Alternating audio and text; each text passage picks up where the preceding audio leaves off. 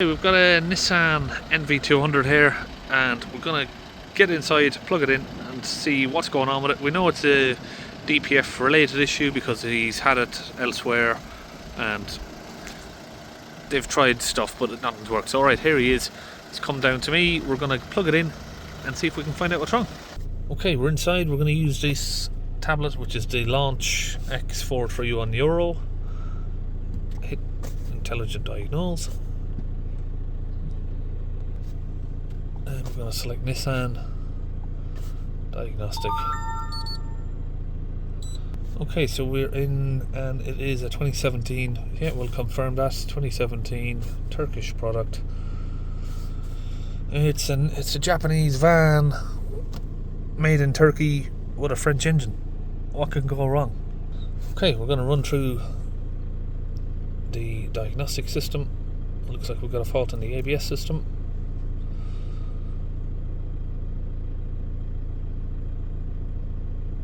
Let's see what else we've got.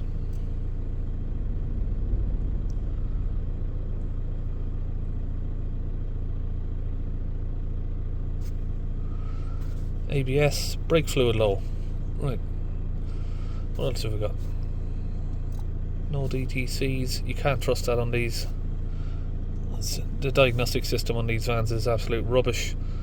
Okay, there we go. We've got a P1453-92. Diff pressure sensor circuit, particle filter 2.def.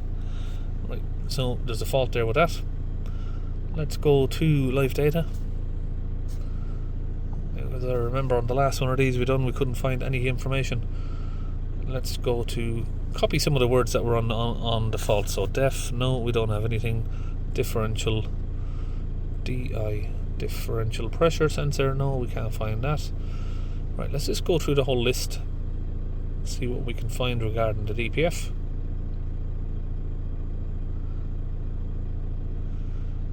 DPF, EGR, downstream temperature. See, the only problem with these vans is they use all this stupid abbreviation stuff, and it's really hard to find what you're looking for in the live data without scrolling through the whole list.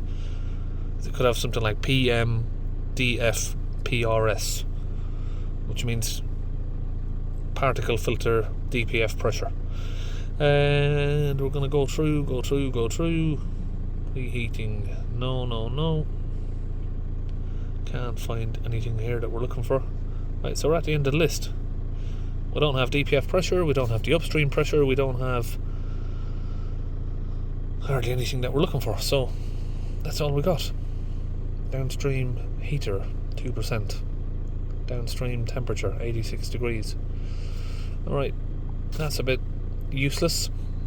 Okay, so what we can try and do, we can try and go back and search for this as like a Nissan Qashqai, Nissan other, and then maybe Renault systems, and see if we can find any other information on it. Okay, we've been through the system. We've tried Renault, we've tried Nissan, we've tried all of the different things that we can look for. We can't find any information on what's going on via live data. There's no PIDs available that we want to look at. So we can, you know, I can still do the job. It just makes it difficult for me to show you what's wrong and why the numbers are wrong, and when I fix it, showing you how the numbers are now corrected. But we can physically check stuff, and we can obviously still repair the van. Right, let's get outside and we'll do some physical checks and start from there. So this is a 1.5 DCI engine. It's a Renault engine. It's got a Nissan badge obviously on it. It's fitted in Renault Clios and Nissan Qashqais and stuff like that. And we have pressure sensor pipe over there.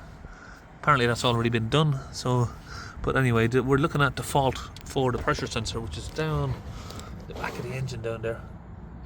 It's down there somewhere. Can't really see it. I don't know, to access it, I don't know whether I should take off, you know, all of this to get better access, maybe the airbox, or I could try and squeeze my hands down there, but I don't know if we can get the job done by just putting my hand down. Well, I can feel we've got like a 7mm bolt here on a sensor, and I can feel the pressure sensor tubes. Now they do feel okay, but that can give you a very false feeling because I've seen it before. We'll have to get them out and inspect them. Okay, so I've used a 7mm socket. I've got the bolt loose. I can feel it down there. We can't see it, but I can feel it. And I'm just getting it out now. There we are. Okay, so just got the camera down there. We can see we've got a plug there. So that needs to be pushed outwards. There's a little safety clip on it. There's a little blue one there. And then once you've pushed that forward, you can press that down and release the plug. So there, we can just about see the sensor now. Right, so what I'm going to do is, we've got some metal clips. I'm going to try and squeeze them with my fingers and just get them off. So you can see when I put my hand around those pipes, this is what they're coming out like, so it's not a good sign. So we're just going to try and pull them out now. Okay, so a little bit of a pull and they've come apart. You can see there where they've gone brittle and they've just split. And there's another one.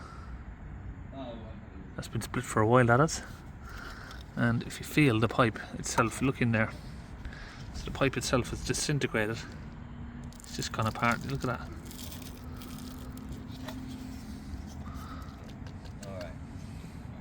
Okay, so in my drawers here I've got all different types of hoses. We're gonna get something that fits.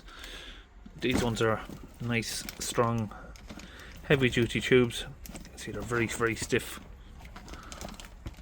So we'll get some of these fitted. Okay, so we've made up some new hoses. I've had a spare one of these. This is a brand new hose. It's black because of my hands. We've made up a new black hose, which is made from this stronger material here. It's reinforced. So look at these old hoses. Look, you pull it and they start crumbling. So it's a mixture of sort of bad material, old age, and obviously high pressure of the DPF don't help either. That's why they can just end up bursting. Okay, so before we fit new DPF, so before we fit the new pressure sensor, we're just going to clean out the DPF, get the pressure down. We've got that connected down there to a metal pipe. You can't really see it, and unfortunately we can't show you the live data either. So I'm just going to do this with the engine running, just because the DPF sits close to the engine and we don't want it to backfill in. So we're just going to now put some pressure through with the engine running. This is going to go through at 120 psi and make its way down into the DPF just to flush any unburnt soot out.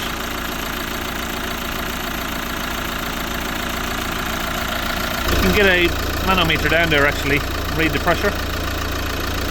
See, it's come down a bit, 16 millibars.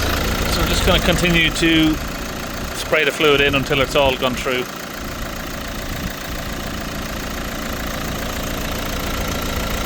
Okay, now we're going to get back inside the van. We'll hold the revs up for a minute, we'll start to smoke. So we'll hold the revs up around sort of 3000 RPM until all of the steam sort of goes away. Okay, after some revs and just letting it idle down for a minute, we are down to 3.2, which is perfect. Okay, now we've got all of the pipes, everything's reconnected, we've cleaned out the DPF, we just need to reset the fault. We're going to take it on a test drive. A couple of miles test drive on it is what we're going to do. So that's it, it's all done. We've fitted the new pipes, we've cleaned the DPF. I also found off camera there the boost, the turbo actuator solenoid vacuum line was actually disconnected and it was covered in cobwebs, so it's been off for a fair while, and the customer has said, yeah, it does feel a bit flat, but you know, he doesn't know how they should drive because it's the first one he's owned, but that's been off for a year maybe or more. But yeah, we've got that attached. We've got boost back on the van now as well. We didn't have any faults there for boost faults, which is weird, but we did have that and we've connected it back on. Okay, so we're all done and I'll see you on the next video.